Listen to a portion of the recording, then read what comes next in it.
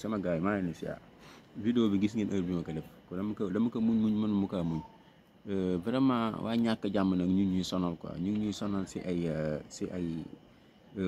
ñi ñoo fay ñi ñëw la laaj parrainage si turu Ousmane Sonko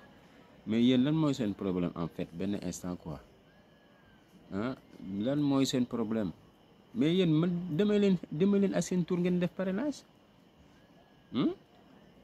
demee leen ak seen tur ngir yàlla te bàyyi turu Ousmane Sonko bi tey li si génne si information si ñi nga xamante ne dañoo dem na laaj waxuma bi doon démb nag bi doon démb am na mais tey yeneen deux génn na ak ñi nga xamante ne xale yu góor yi nga xamante ne dañoo jox 3000 ñu relever li seen carte d'identité après ñu delloo leen ko ñu dem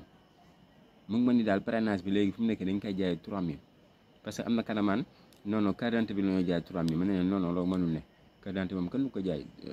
3000 loolu moom dofee ñu noonu xëj na kañ ñoom dañuy accepter ñu jël relever seen carte d'identité ñu jox leen 3000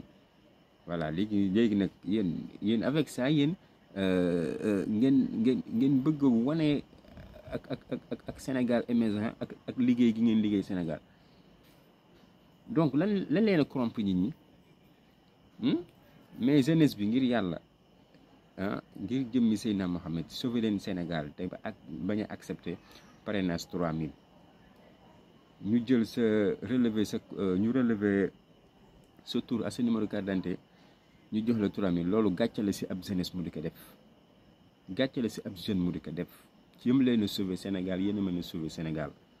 ngir jëmmi Seydina Mohamed andiwaat leen seen xel lii jaru ko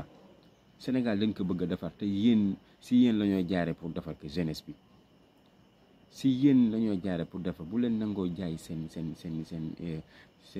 carte d'identité ngir ñu relever li nekk si numéro carte d'identité numéro carte électeur bi ak seen tour pour ñoom ñu parrainer si après ñu jox leen 3000 ba leen sacrifier seen vie bu leen sacrifier Sénégalais yi bu leen sacrifier seen àddina andi leen seen xel ñu ngeen ñëw ñu changer Sénégal ku si ne gis sa bopp